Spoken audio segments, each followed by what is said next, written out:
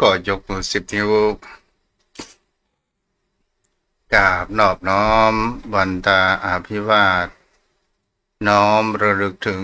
อย่างพระอรหันตสัมมาสัมพุทธเจ้า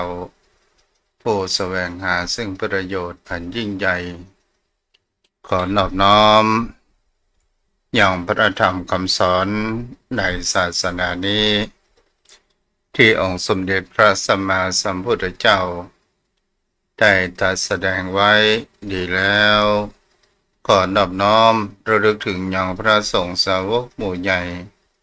ผู้มีทิฏฐิอันหมดจดและงดงาม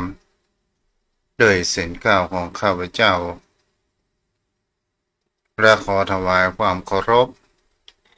นอบน้อมไว้สา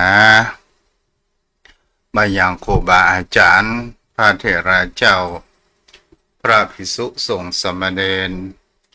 พระสังฆาธิการสงฆ์สมณศักดิ์บัณฑิตนักปราชญ์ท่านผู้มีความรู้ทุกรูปทุกตนทุกองค์มาด้วยความเคารพพระขอเจริญสุขเจริญธรรมมายังพอออกไม่ออกศรัทธาอันมีโยมพ่อโยมแม่พ่อมอนแม่มอนพ่ออุ้ยแม่อุ้ยปีป้านะอาท่านผู้ฟังผู้มีบุญทุกท่านติดตามรับฟังธรรมะยามบ่ายทางสถานีวิทยุพระพุทธศาสนาและจริยธรรมจังหวัดเชียงใหม่96 เมกะเฮิรตซ์โดยการส่งลิงก์สัญญาณไปณอาคารสุเทพสุพรหมครุประชาข้างหอพญาเมืองรายใจกลางเมืองเชียงใหม่และส่งขึ้นยังวัดพระธาตุดอยสุเทพราชวรวิหารโดยการสนับสนุนโดยทุนมูลนิธิพระธาตุพระบรมธาตุดอยสุเทพ และในความเพื่อเฟื้อผู้อำนวยการใจดีคือป่อครูบรรรบนามวงศ์ผมและผู้อยู่เบื้องหลังปิดทองหลังพระ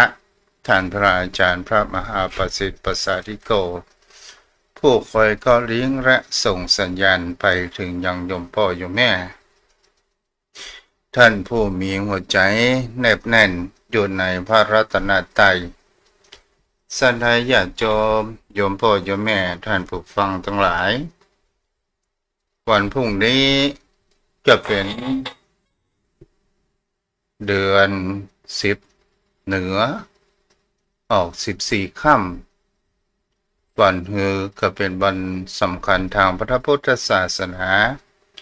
เป็นวันอาสาฬหบุญมีเจ้าพ่อเจ้าแม่ท่านผู้ฟังทั้งหลายชาวบ้านจะจองเฮาก็ถือว่าเป็นวันเข้าพรรษาของสถานชาวบ้านที่จะรักษาศีลกินทานกันการที่คนเฮานั้นที่เฮาจะต้องทำบุญกันเพราะว่าบุญนั้นเป็นที่พึ่งบุญนั้นนำพาแห่งความหลุดพ้นเกิดในชีวิตตนตัวของคนเฮาถึงในชาตินี้เฮาทำบุญแต่เฮาก็ยังบ่พ้นแห่งวัฏสงสารเตื้อแต่ก็ถือว่าเฮานั้นได้เก็บออมทรัพย์แห่งทรัพย์แห่งบุญเอาไว้มันก็ก่อให้เกิดปุญญาบารมีที่เฮาจะไปใช้ในภพหน้าเหตุดีผลก็จะต้องดีถ้าเหตุบ่ดีผลก็ออกมาบ่ดีนี้มันก็ขึ้นอยู่แต่ละบุคคลมามีท่านใดที่จะทำให้กับตนตัวของเรานอกจากตนตัวของเรานี่เองโยมพ่อโยมแม่วันนี้เราก็จะมาในเกี่ยวกับหัวข้อธรรมที่อยู่ในโพชฌงคปริตก็คือในหัวข้อธรรมหลักแห่งคำว่าวิริยะ ก่อนที่จะเข้าไปสู่ในรายการนั้นก็จะอูเป็นตะเร็กธรรมะเพื่อโยมพ่อโยมแม่ผู้รับฟังกันไปก่อนก็คือถ้าเราตามความเราเข้าใจแล้วโยมพ่อโยมแม่ท่านผู้ฟังทั้งหลายมีแห่งเขาว่าพุทธะอยู่ที่ไหนโยมพ่อโยมแม่บางท่านบางคนก็คงจะมีคำตอบก็ว่าพุทธะคงจะอยู่วัดอยู่วาพุทธะก็คงจะอยู่บ้านอยู่จองพุทธะในที่นี้ก็หมายว่าเป็นผู้รู้ผู้ตื่นหมายถึงก็ว่าเป็นผู้ตื่นก็เรียกว่าพุทธะศรัทธาญาติโยมทั้งหลายคำว่าตื่นในที่นี้หมายถึงตื่นจากอะไรอย่างตื่นจากแห่งการรับไหลอยู่ในแห่งห่วงกิเลสจะเป็นอวิชชาความมืดบอดตัณหาและอุปทานสิ่งเหล่านี้เนี่ยมันเป็นตัวตามพาให้จิตของคนเหล่านั้นเกิดแห่งความเพลิดเพลินเกิดแห่งความหลงไหลและเมื่อเหล่านั้นรู้แห่งความเป็นจริงแท้จริงแล้วความเป็นจริงของในชีวิตของคนเหล่านั้นถ้าเราอยากจะเรียนรู้เราก็จะต้องฝึกเราก็จะต้องปฏิบัติทุกสิ่งทุกอย่างโยมพ่อโยมแม่บางคำบางคราวตนตัว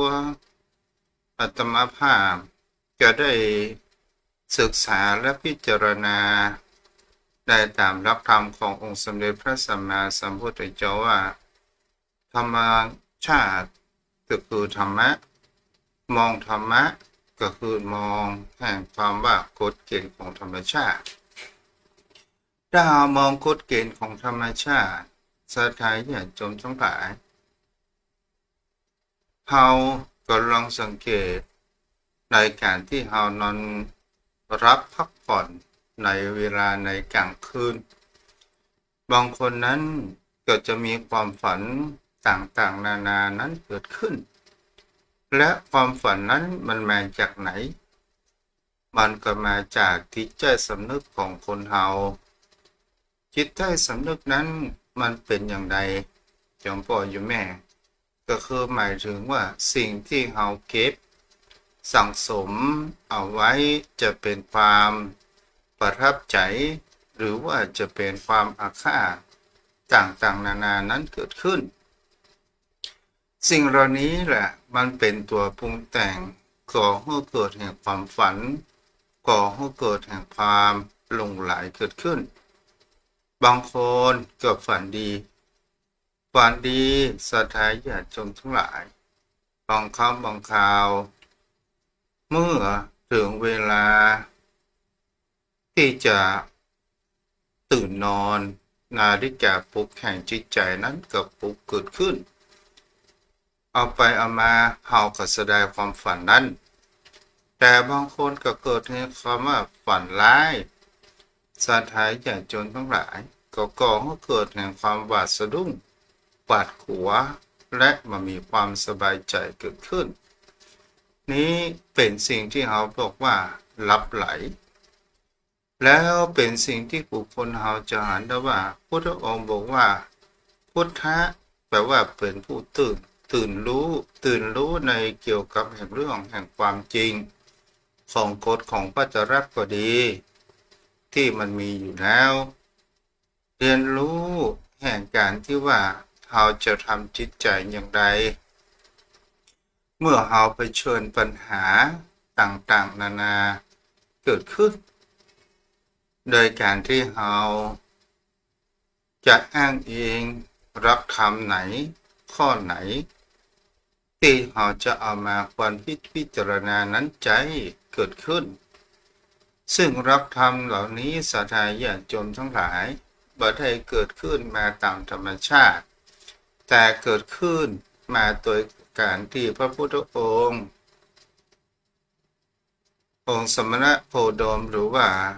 พระผู้มีพระภาคเจ้าได้ตรัสรู้เป็นพระสัมมาสัมพุทธญาณ ก็ได้รู้ในวิธีทางแก้ไขปัญหาต่างๆนานาเกิดขึ้นที่เราห้องเรียกว่าอริยสัจสี่หรืออริยสัจสี่นี้ก็เป็นหลักธรรมย่อๆขององค์สมเด็จพระสัมมาสัมพุทธเจ้าในอู่ของคำว่าเหตุและผลและวิธีแก้ไขและวิธีดับทุกข์เกิดขึ้นซึ่งมีอยู่ในมรรคมีองค์8ก็มีในธรรมจักรกับปวัตนสูตรนั้นก็มีนี้สถายาโจมเราก็ลองมาดูเขาว่าพุทธะเป็นผู้ตื่นรู้บางครั้งบางคราวคนเราก็ไปยึดคำว่าพุทธรูปซึ่งเป็นสิ่งที่เราจะหันได้ว่านี้เป็นพระพุทธรูปองค์พุทธปฏิมานี้อันใดเป็นของจริงอันใดเหมือนองค์สมเด็จพระสัมมาสัมพุทธเจ้าแล้วก็สรุปไปได้ว่าในแต่ละประเทศนั้นก็มีความเหมือนกันนั่นก็คือหมายถึงคำว่าเอกลักษณ์รั้นนาของเราก็มีรูปทรงไปอย่างหนึ่งจะเป็นพระสิงห์หนึ่งสิ่งสองก็ตามและมาทางสุโขทัยก็มีรูปร่าง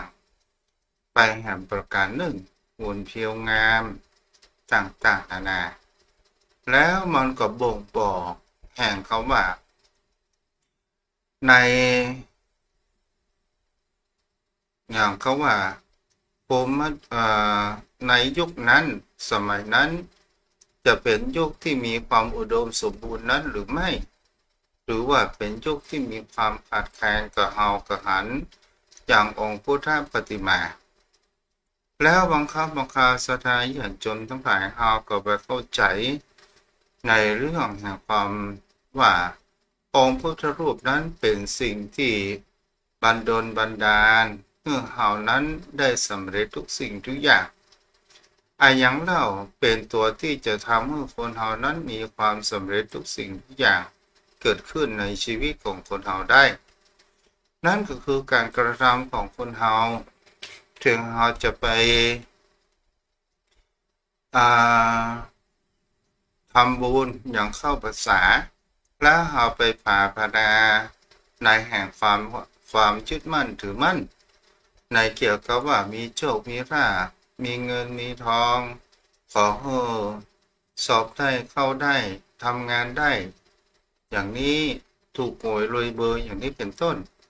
อันนี้จะเป็นความปรารถนาทางด้านที่เป็นแห่งความยึดมั่นแต่ถ้าว่าปรารถนาขอได้รู้ธรรมขององค์สมเด็จพระสัมมาสัมพุทธเจ้าที่พระองค์นั้นตรัสรู้มาแล้วอย่างน้อยก็คือว่าเราได้สั่งสมเป็นบุญญาบารมีและมีกำลังใจเกิดขึ้นต่อมาสถานญาติโยมเราก็ลองมาทึกตองดูสังเกตว่าความว่าการตื่นรู้เนี่ยบางครั้งบางคราวในวิถีชีวิตของคนเราก็มีความหลงไหลบุคคลใดก็ตามถ้าเกิดแห่งความหลงไหลหัวปักหัวปั๊มอย่างเช่นเราหลงหน้าตาหลงบุคคล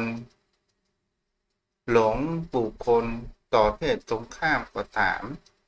เราจะเห็นได้ว่าบางครั้งบางคราวเราหลงจนหัวปักหัวปั๊มอย่างปีที่ไหนเราก็ซอกมาฮึ่งแต่บางครั้งบางคราวมันก็ขาดเหตุผล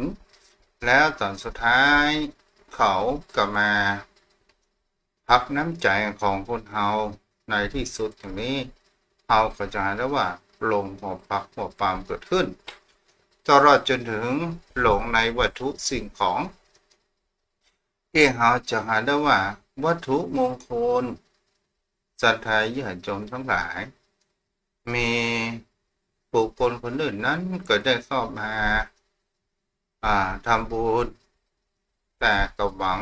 อยากจะได้วัตถุมงคลก็ได้ทำตนตัวถูกว่าวัตถุมงคล มีหรือไม่ลูกตัวนั้นก็ได้บอกว่าวัตถุมงคลอยู่ที่ใจแล้วจะทำอย่างไรก่อให้เกิดแห่งผู้คนนั้นเข้ามาหาก็หมายถึงเดนเดอร์มีโทรศัพท์เข้ามาเดี๋ยวขอแอบของภาษาเนาะ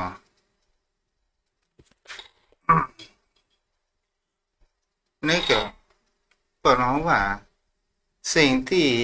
จะทำให้การค้าขายดีวัตถุมงคลของท่านพระภูมิก่อ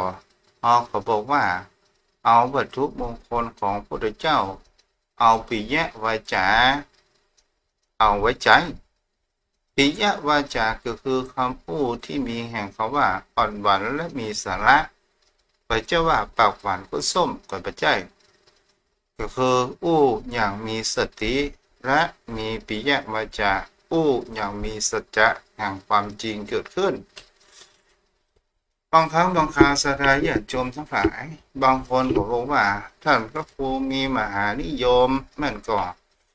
เอาก็ตอบว่าหมอมีกระถามหานิยมของพระพุทธองค์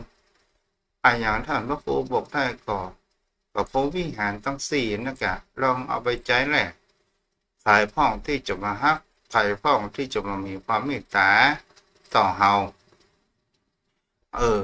ก็แต้เหมือนกันเนาะศรัทธาญาติโยมทั้งหลายนี้ก็เป็นสิ่งที่เฮาลองสังเกตและพิจารณากันได้และเฮามาผู้แห่งเขาว่าพุทธะตื่นรู้ในแห่งความเป็นจริงในวิถีชีวิตคนเฮาก็ลองดูว่าบางครั้งบางคราวเฮาหลงในวัยใครมาบอกว่าเฮาแก่เฮาเท่าแล้วบางครั้งบางคราวบุคคลบางคนก็ไม่ยอมรับในความเป็นจริงเกิดขึ้นแล้วก็ยังได้บอกไปว่านี่เป็นมารยาทที่บดีมาว่าเท่าใครห้องลุงบางครั้งบางคราวก็ไม่ยอมรับความจริงห้องลุงห้องอย่างอื่นดีกว่าเนี่ยศรัทธาญาติโยมทั้งหลายรู้ว่าวันเวลาของชีวิตของคนเฮานั้นมันก็เหลือไปน้อยลงทุกที่หมดไปแต่ละวันถ้าเฮาเมามัวหลงละเลงว่าชีวิตนี้เฮาจะอยู่เป็นอมตะชีวิตนี้เฮาจะอยู่นานเท่านานและเฮาบ่ได้ศึกษาธรรมะเฮาบ่ได้เอาใจใส่และเฮาบ่ได้หันในความเป็นจริงก็ถือว่าเฮานั้นเกิดมาขาดทุนและบ่ได้พิจารณาขึ้นไปต่อมาศรัทธาญาติโยมทั้งหลายแล้วเฮาเกิดมาเพื่ออะไรอย่างเล่าก็เพื่อที่เฮาจะมาสั่งสมบุญญาบารมีเพื่อที่เฮานั้นจะมาทำสิ่งที่ดีๆไว้กับจิตกับใจของบุคคลเฮานั้นพ้องถามว่าบุคคลเฮานั้นจะเป็นคนดีไปเสียทุกคนหรือไม่บุคคลเฮานั้นจะเป็นคนเลวไปเสียทุกคนนั้นหรือไม่เป็นสิ่งที่เฮาจะหาได้ว่าทุกสิ่งทุกอย่างบนโลกใบนี้มันก็มีทั้งคนดีและคนเลวปะปนกันไปคนที่ทำประโยชน์ต่อสังคมก็มีคนที่เห็นแก่ตัวเอาใจตัวเองว่าเป็นคนที่มีแห่งคำว่ามีทิฏฐินั้นก็มีมันก็หลายสิ่งหลายอย่างที่เราจะมีการเรียนรู้นั้นเกิดขึ้นและเราจะเผชิญปัญหาเราจะควรจะทำอย่างใดโยมพ่อโยมแม่ท่านผู้ฟังถ้าสิ่งที่บุคคลเรานั้นเจอมันหลากหลายทั้งบุคคลที่มีความเห็นแก่ตัวถ้าไม่ได้ดังใจก็เกิดแห่งความโกรธบางคนก็มีความเห็นแก่ตัวทางด้านโลภ สิ่งของต่างๆนานาเบาเอื้อเฟื้อเผื่อแผ่บ่มีน้ำใจหยิบยื่นเพื่อคนอื่นบางคนนั้นก็เป็นคนที่หลงหรือว่ามีศรัทธาที่ขาดปัญญาเชื่ออันอย่างง่ายๆจนทำให้เป็นเหยื่อของบุคคลที่มีแห่งเขาว่าเชโกคือคนฉลาดแกมโกงสลายญาติโยมนี่แหละเป็นสิ่งที่บุคคลนั้นควรเอาถึงได้เจอเมื่อเจอแล้วเราจะทำอย่างไรเมื่อเจอแล้วเราก็จงมีแห่งเขาว่าเมตตาถ้าเราบ่รอต่อเถียงเรามีความสงบนิ่งแล้วก็จะก่อให้เกิดการที่ว่าบางครั้งบางคราวเพื่อนเขาว่าตบมือข้างเดียวนั้นมันบ่ดังถ้าเราต่อเถียงมันก็สืบยาวสาวความยืดไปอย่างบ่มีที่สิ้นสุดเพราะว่าในวิถีชีวิตคนเฮานี้หัวใจอยู่ข้างซ้ายเหมือนกันมีหน้ามีตาเหมือนกันแต่จิตของคนเฮานั้นหรือว่าความคิดมันมีมาเหมือนกันบางคนก็คิดดีบางคนก็คิดบ่ดีต่างๆนานาบางคนก็มีความคิดอิจฉาเวลาที่เราสำเร็จหรือว่าเราได้กราบสักการะอย่างเกิดขึ้นมาอย่างนี้เป็นต้นอะไรโยมพ่อโยมแม่ต่อมาเราจะมาอู้นักธรรมที่อยู่ในโพชฌงคปริตโพชฌงคปริตนี้มันเป็นคาถาที่องค์สมเด็จพระสัมมาสัมพุทธเจ้าเมื่อครั้งพุทธองค์นั้นอาพาธก็ได้ขอพระโมคคัลลานะได้มาสูตรสาธยายโมนโพชฌงคปริตโพชฌังโฆสติสังคโตจงพ่อเจ้าแม่ท่านใดที่ชอบไหว้พระสวดมนต์ถ้ามีมนต์สวดนี้จุดในจิตในใจก็จะทำให้เรานั้นมีพยาธิบ่ค่อยมาเบียดเบียนมากนักศรัทธาญาติโยมทั้งหลายซึ่งมันเป็นหัวข้อธรรมที่จะทำให้เกิดแห่งความสำเร็จแห่งจิตแห่งใจเกิดขึ้นในหลักธรรมแห่งโพชฌงค์ได้อู้ไปแล้วก็คือสติเป็นสิ่งที่คนเรานั้นควรจะมีสติก็คือมีลักษณะเหมือนดังเชือกที่ตรึงสิ่งที่ผูกสิ่งของนั้นที่มันไปอยู่กับที่อย่างเช่นลิงงัวเมื่อลิงอุปมาเหมือนดังจิตของคนเรานั้นมันวิ่งไปวิ่งมาเราจะเห็นได้ว่าเมื่อเราเชือกนั้นมัดแอวลิงได้แล้วเราก็เอาเชือกนั้นไปผูกต้นไม้หรือไปผูกสิ่งใดสิ่งหนึ่งมันก็เกิดแห่งความผูกในสิ่งนั้นลิงถึงมันจะจิตใจหรือว่าลิงมันจะมีความวุ่นวายกระสับกระส่ายเกิดขึ้นจิตของคนเราก็เช่นเดียวกันถ้าเราฝึกในการประพฤติปฏิบัติฝึกมาวัดมาวาใหม่ๆนั้นจิตของคนเรานั้นมันไปอยู่กับที่มันจะวิ่งไปวิ่งมาอ้างนี่อ้างหั่นอ้างว่าจะไปเนี่ยกินอ้างว่าจะไปหับหลานอ้างสัพพะสัพพันแล้วเราก็จะเห็นได้ว่าโยมพ่อโยมแม่ท่านใดที่เคยประพฤติปฏิบัติธรรม3 วันแรกนั้นเราจะเห็นได้ว่าจิตของคนเรานี้เนี่ยถ้าว่าเปิ้นบอกว่าปิดปิยวาจา5 วันเราจะเห็นได้ว่าวันแรกเราบ่ได้อู้บ่ได้จ๋าจิตของคนเรานั้นมันสั่งแห่งคำว่าวาจามันก็อยากอู้ขนาดแต่มันอู้บ่ได้เพราะว่ามันมีตัวเป็นกฎเกณฑ์ มันดังเชือกที่ผูกเอวลิงไว้โยมพ่อโยมแม่มันก็จะมีแห่งเขาว่าอ้างนี่อ้างหั่นอ้างสัพพะสปันวันแรกผ่านไปวันที่สองนั้นมันก็ยังมีความวุ่นวายแห่งจิตแห่งใจของคนเฮานั้นอยู่อันนั้นจะโทรมากะอันนี้จะโทรมากะเขาก็อยากโทรศัพท์แล้วเพื่อนก็ห้ามโทรศัพท์ต่างๆนานาอ้างบางครั้งบางคราวจิตของเฮามันสั่งร่างกายบางเรื่องออกไปจิตของเฮามันสั่งร่างกายว่า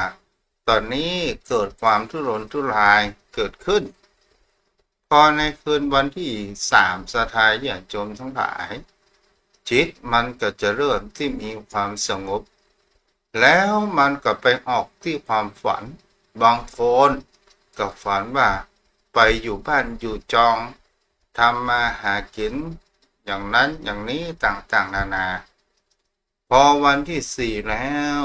มันก็เริ่มปรับพยศลงจิตใจของเรานั้น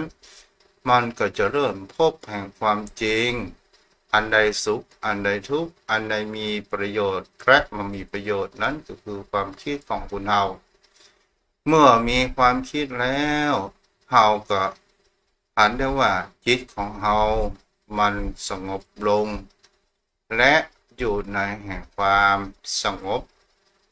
จิตใจสงบแล้วมันก่อให้เกิดแห่งคำว่าพลังก่อให้เกิดพลังในที่นี้ก็คือจิตของเฮานั้นมันได้พักผ่อนและมันเริ่มถ้าเฮา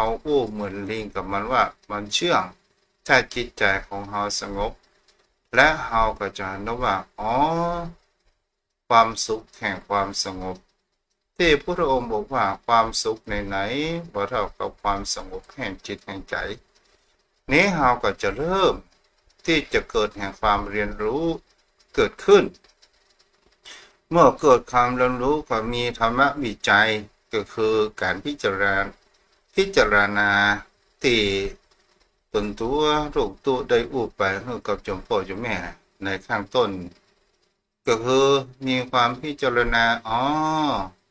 อันนี้กาที่เปิดของว่าความยึดมั่นถือมั่นอันนี้กาคือการปล่อยวางศรัทธาญาติโยมทั้งหลายแล้วเราก็จะเริ่มแห่งการเรียนรู้เกิดขึ้นแต่ถ้าว่าคนเฮานั้น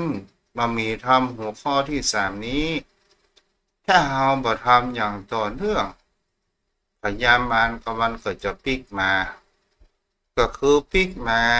ที่จะมาชิงพื้นที่คืนมันก็เป็นสิ่งที่เฮาก็ลองสังเกตพิจารณาดูไปว่าถ้าเฮามามีวิริยะก็คือมันมีความภาคเพียรทำบ่สม่ำเสมอจิตใจของคนเฮานั้นมันก็จะเริ่มก่อให้เกิดแห่งความวุ่นวายความคิดยึดติดยึดมั่นถือมั่นคิดว่าตนตัวของเฮานั้นมีอยู่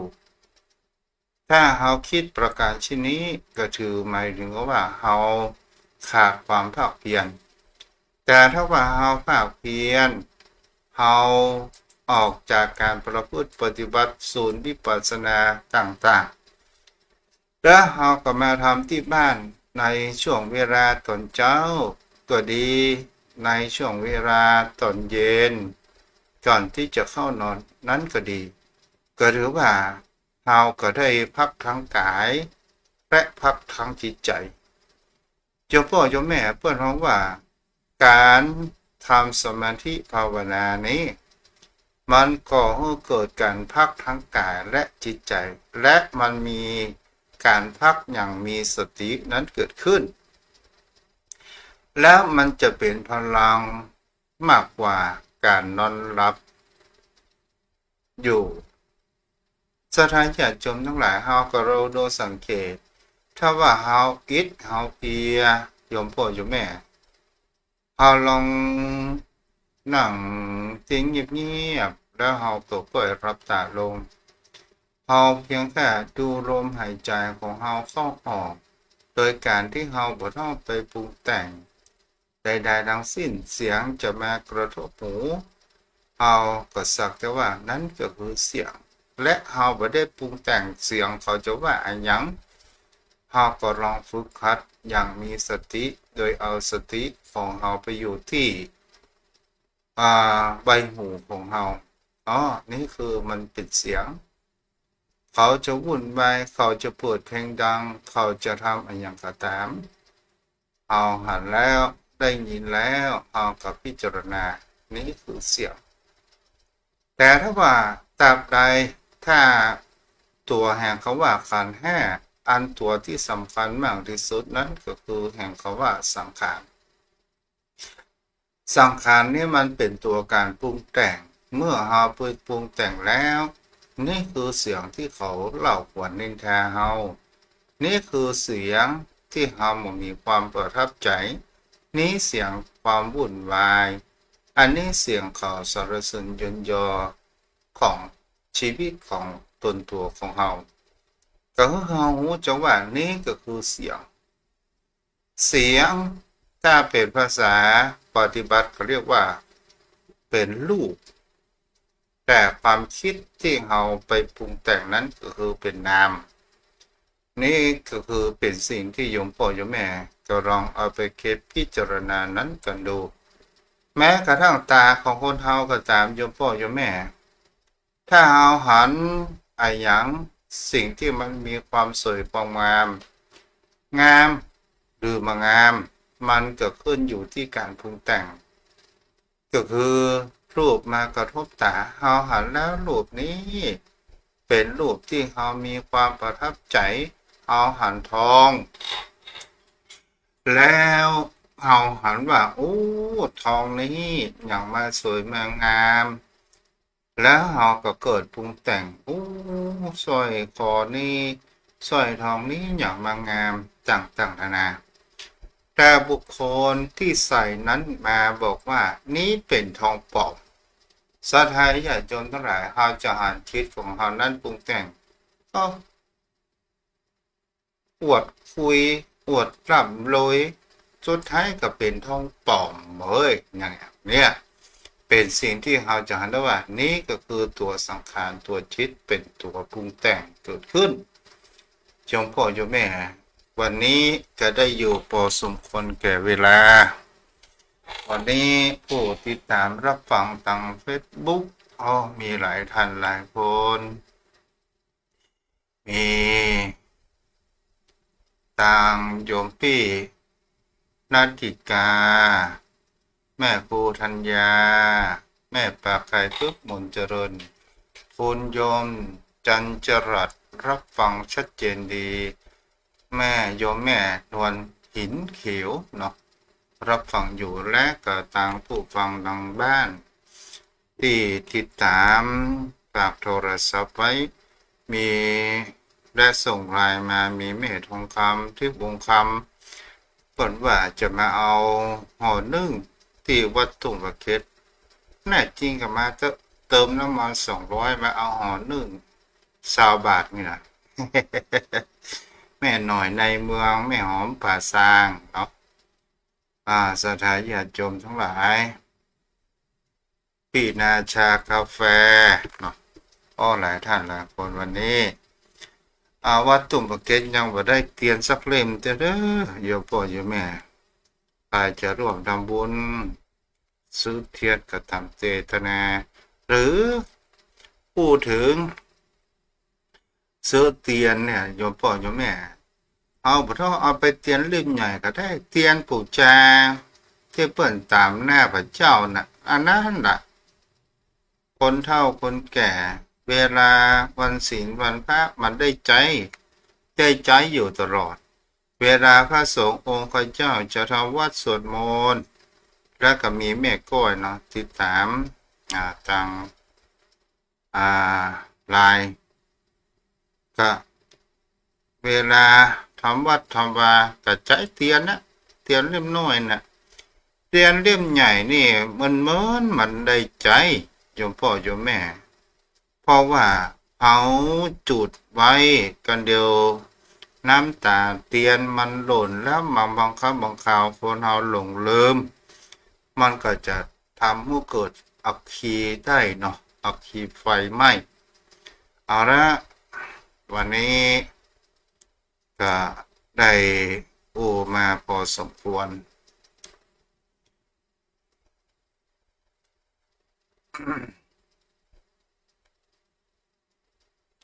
เอาละก็เดี๋ยวอู้กับปัญหาเนาะ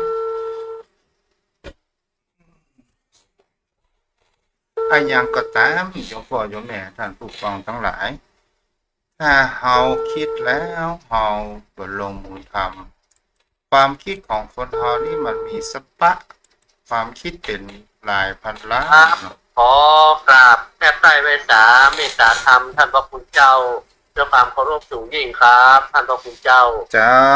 ใกล้จะไปวัดอนวันผู้บรรดาแล้วเนาะอ๋อครับท่านเจ้าเพราะว่าใกล้เข้าพรรษาเข้ามาเตรียมถึงบ้านเตรียมถึงวัดแล้วท่านพระคุณเจ้าชอบปะป้ามาไว้แล้วกะ เอาอย่างไรท่านเจ้าแปะขนมจ๊อกนะกะ อ๋อแม่หรอแม่บ้านก็จะแบ่งข้าวต้มกล้วยว่าท่านเจ้าข้าวต้มที่ แบ่งครบบ้านครบเมืองว่านะท่านพระคุณเจ้าสมัยแง่นี่เบิดเท่าไปห่ออย่างเนาะขอไม่ตามไปซื้อกาดจะล่ะโอ้เป็นแล้วครับมีผลลดในกาเพื่อเป็นทีอากามันสมัยใหม่ท่านพระคุณเจ้านั้นเหมือนก่อนแต่เดิมละมันต้องแกงฮังเลห่อนึ่งอย่างนั้นพูดถึงว่าสมัยตะก่อนนี่เข้าภาษาวันดาอย่างนี้บ่าวสาวนี่จะขี่รถเหี่ยวหากันเนาะโอ้มันม่วนมันแต่ข้าวต้มขนมก็ตามข้าวแป้งอ่ะเข้ากับผมตันเลยท่านพระคุณเจ้าตามข้าวแป้งตันอยู่นะครับอันนี้ครับตันหันปล่อยๆแล้วพ่อแหนอ๋อเพื่อตามมองนี่นะจะเรียงกันบ้านหนึ่งบ้านไหนมองโอ้ถึงว่าเขาเป็นละอ่อนใกล้วันเข้าภาษาเนี่ยมาปีเฮานี่ใจไปโม่แป้งอ่ะโม่ข้าวสารน่ะอ๋อไว้จ่าเจ้าเพื่อจะได้มาแบ่งขนมอย่างเงี้ยครับอันน่ะโอ้แต่ก่อนนี่มันเป็นโม่หินที่ใจหมุนไปหมุนไปอ๋อใจหมูหินแล้วหมูน้ำก็เยอะนะครับนั่นน่ะน้ำเยอะกับหมูวงแหวกนั้นก็ไหลออกมามันต่างยุคมันเนาะครับแต่ก่อนมันข้าวต้มขนมมันมีขายที่ไหนท่านพระคุณเจ้าก็จำเป็นต้องทำเองนะครับทำเองไปวัดไปวายครับเพื่อนก็ที่ไหนก็ทำบ้านใดก็ทำกันหมดเนี่ยก็มันเป็นสิ่งใหญ่สิ่งหลวงนะท่านเจ้าเนาะเจ้าแถมอย่างที่เรามีความสุขใจคือได้กินห่อนึ่งไก่แล้วกันเนาะเป็นละอ่อนนะไก่ครับตอนมันเป็นไก่เมืองมันก็มันลำนะท่านพระคุณเจ้าพูดถึงว่าในอดีตเนี่ยไว้ตาเจ้าขออภัยด้วย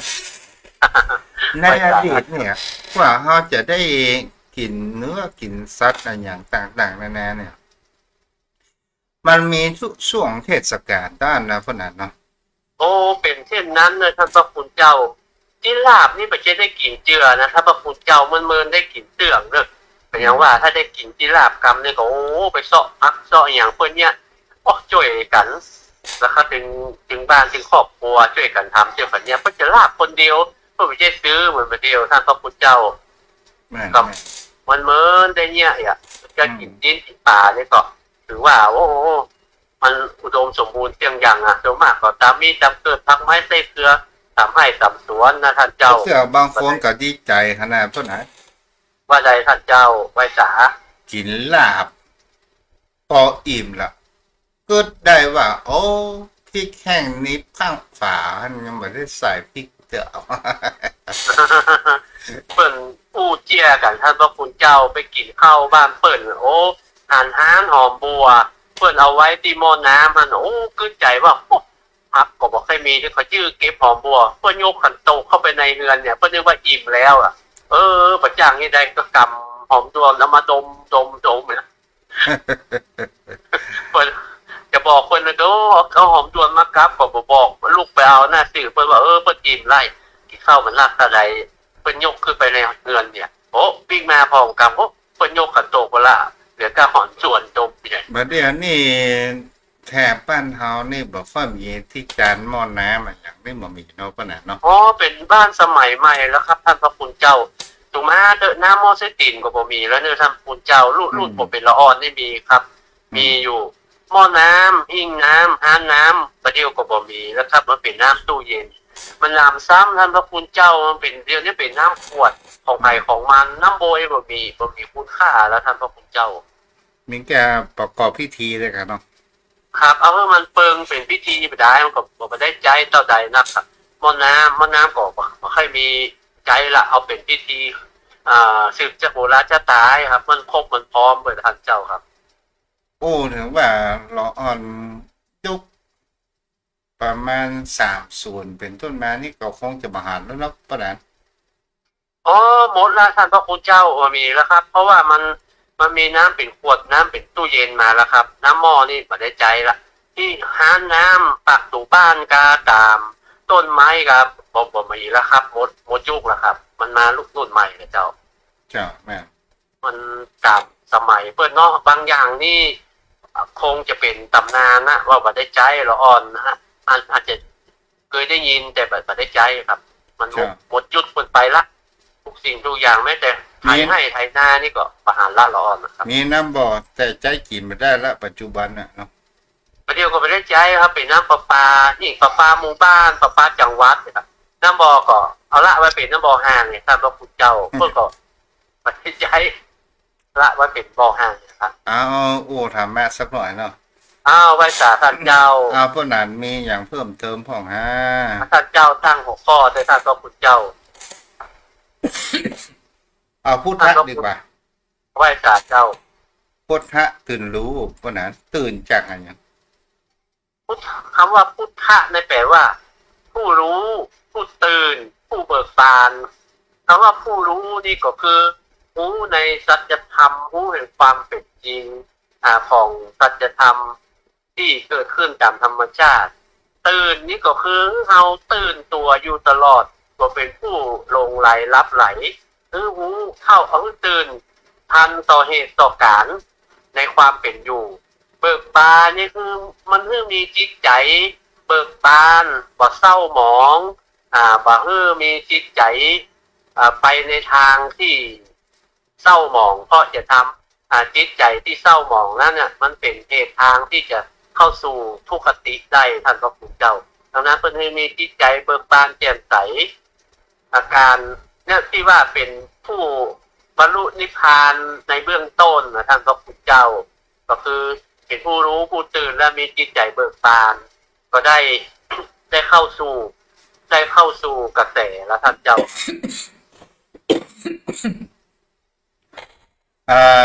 มีคนถ้าอู้ถึงในชีวิตของคนเราเนี่ย สิ่งที่คนเราขาดมาได้ก็นั้นว่าขาดอะไรอย่าง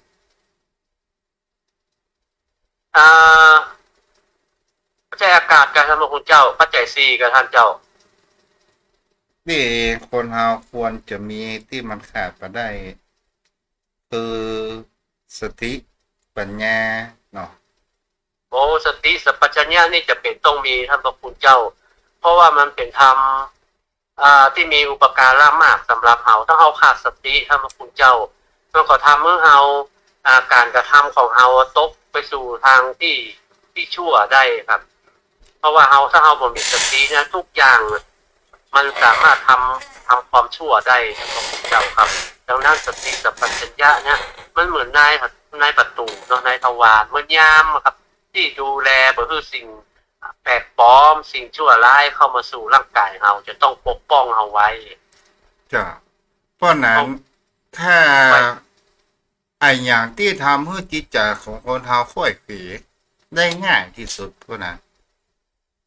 ความบ่ฮู้กับท่านเจ้า มาเฮาบ่ฮู้ก็ทำให้เฮาบ่นักแน่น เฮาจะลองเฮาลองฟังดูเพราะนั้นได้อู้ก่อนเนาะ ไว้สาเจ้า อันนี้ คือ แต่ ที่ท อะไรบ่เป็นไร ทำคือเฮาทำจิตใจเฮาไหวเป๋บนักแน่นเพราะเฮาขาดความรู้เฮาเฮาตกอยู่ในโมหะครอบงำอวิชชาครอบงำเฮาขาดสติสัพพัญญะเพราะว่าเฮาบ่มีสุตตะมยปัญญาบ่มีจิตตะมยปัญญาบ่มีภาวนามยปัญญาถ้าเฮาขาดสิ่งนี้แล้วเฮาขาดความมั่นใจในการดำเนินชีวิตแต่ถ้าเรามีธรรมะที่เป็นอุปการะต่อเราเนี่ยเราก็สามารถที่จะรู้เท่าทันได้ต่อให้เราลุ่มหลงต่อให้เราหลงไปในทางที่ชั่วแล้วท่านเจ้าครับเจ้าแต่ถ้าเฮาอู้กันเพลินๆเฮาอู้กันบ้านๆเนี่ยไว้สาก็เจ้านั้นว่าบางครั้งบางคราวคนเฮาเดินทางหลงผิดก็เพราะเพื่อนบางครั้งบางคราวในสิ่งที่เฮาบ่อยากจะทำก็เพราะกับอู้คำจ๋าของเพื่อนของฝูงอย่างเช่นมีคำว่าคนเฮาระบาดอีกไม่หรอกปะนะเป็นเช่นนั้นท่านพระคุณเจ้าเพราะว่าป่าปมิตรเนี่ยมันทำให้เราไปสู่อบายได้ถ้ากัลยาณมิตรเนี่ยมันทำให้เราสู่สุคติได้ดังนั้นการคบมิตรนะครับเพราะว่าทุกอย่างอะเราจะตกไปในทางที่บดีก็โดยป่าปมิตรที่พาเราไปได้เช่นกันถ้าเรามีกัลยาณมิตรถือว่าเราเป็นผู้ที่โชคดีเพราะกัลยาณมิตรนั้นจะเป็นผู้ที่ดูแลเราบ่ให้เราทำในสิ่งที่บดีครับดังนั้นกัลยาณมิตรจึงมีคุณค่ายิ่งกัลยาณมิตรในที่นี้ก็อาจจะหมายถึงสามีภรรยาเพื่อนพระสงฆ์องค์เจ้าท่านผู้รู้แม้แต่บิดามารดาก็ประมวลเข้าในกัลยาณมิตรที่คอยดูแลเราท่านพระพุทธเจ้าไว้สาครับอันเป็นป่าปมิตรที่ทุได้บอกว่าคนเฮานะบาหรือบุคคลที่ชอบทวงบุญคุณเนาะพะนั้น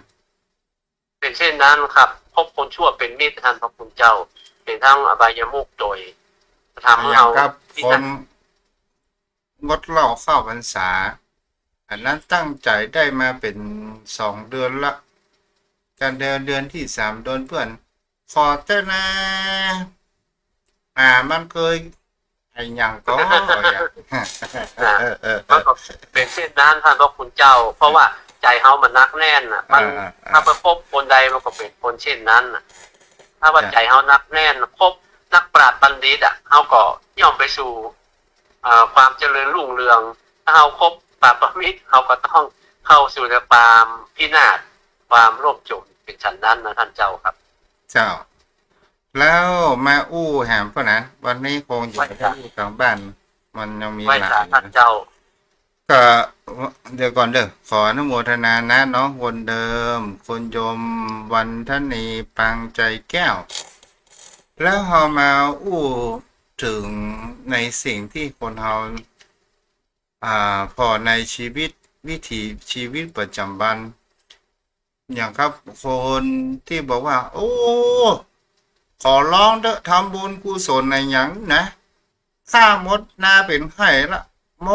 ดไปหมดละพอมามีที่อยู่ที่อาศัยมาหันบุญกุศลมาช่วยเพราะนั้นแก้ครับมั้งคำว่าการทำบุญนี้มันเป็นการตัดเหลือซึ่งความมัจฉริยะความตนีการทำบุญก็คือทำให้เป็นการเริ่มต้นทำความดีเมื่อเราทำแล้วก็มีจิตใจเบิกบานการทำบุญไม่ใช่เป็นการลงทุนค้าขายที่จะต้องได้กำไรเราทำบุญ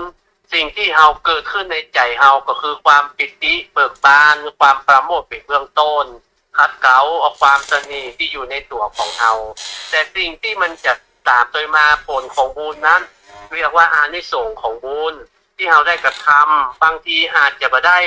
ในภพนี้แต่บุญนั้นก็บ่หายไปไหนย่อมเป็นที่พึ่งของเราเพื่อไปสู่ปรโลกหน้าเพราะว่าปรโลกหน้านั้นจะมีบุญเป็นที่พึ่งแม้เราอยู่ในโลกปัจจุบันนี้เรายังบ่ได้รับอานิสงส์ของบุญความดีที่เราได้กระทำไว้แต่สิ่งนั้นก็บ่หายไปที่ไหนมันก็จะต้องได้รับอยู่ครับท่านเจ้าครับบุญน่ะบุญมันเป็นตัวอย่างไร ยังมาหันอะยังแม่สักคำเสือบุญมันเป็นตัวอย่างใดเพราะ อ๋อ นั้น บุญนี่เป็นนามธรรมไว้จ่าท่านเจ้าบุญนี่เป็นนามธรรมเกิดขึ้นในใจเอาก่อน แม้กระทำในที่มืดหรือที่แจ้งก็ตามย่อมมีความภูมิใจเป็นเบื้องต้นที่เขาได้กระทำเพราะว่าบุญเป็นการเริ่มต้นการทำความดี เมื่อทำความดีแล้วก็มีความสบายใจความเบิกบานใจเพราะว่าการทำบุญเนี่ยมันบัดเจ้ว่ามีการฮื้อทานอย่างเดียวบุญสำเร็จด้วยการฮื้อทาน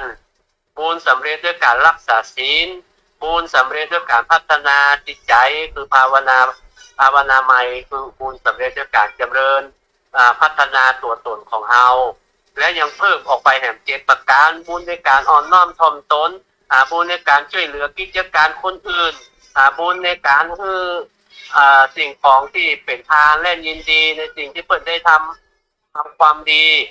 มีการ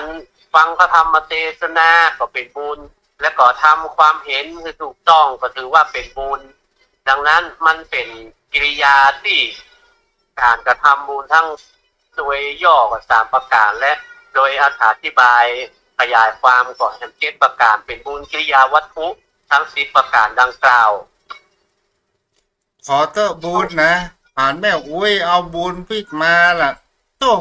ได้กินนำสำรันขนาดบุญหอนึ่งบุญกาแกงฮังเลล่ะเนี่ยบุญแต่เอาถ้ามันถ้ามีคนอู้ที่ไม่ยอมแพ้อย่างนี้นะเพราะนั้นแก้ละมันก็มีครับท่านพระคุณเจ้าถ้าว่าคนเฮามันยอมเปิดใจคือถ้าเฮาฮับเปิดตั้งธงอันเฮาก็เปิดว่า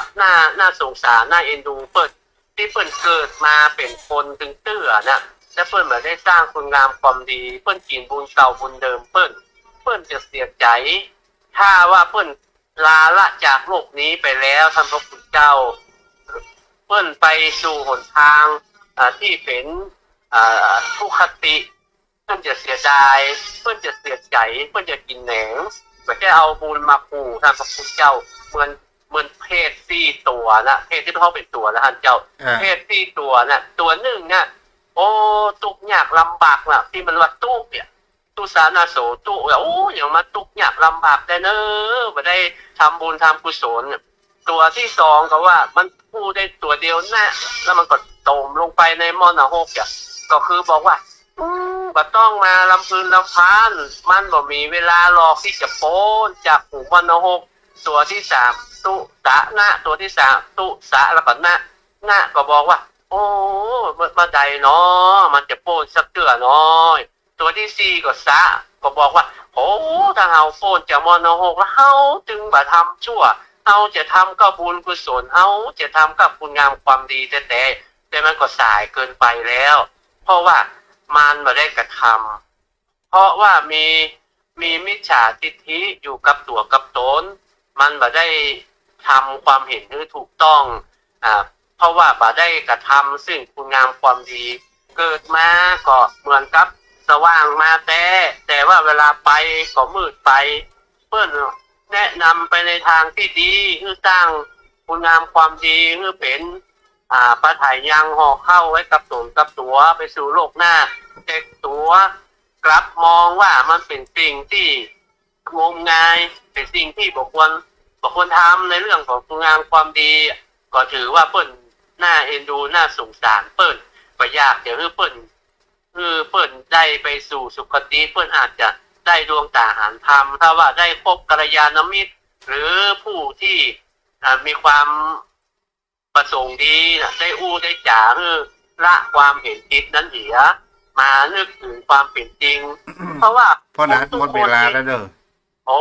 ท่านเจ้าครับผมก็อู้ยาวไปหน่อยต้องขอ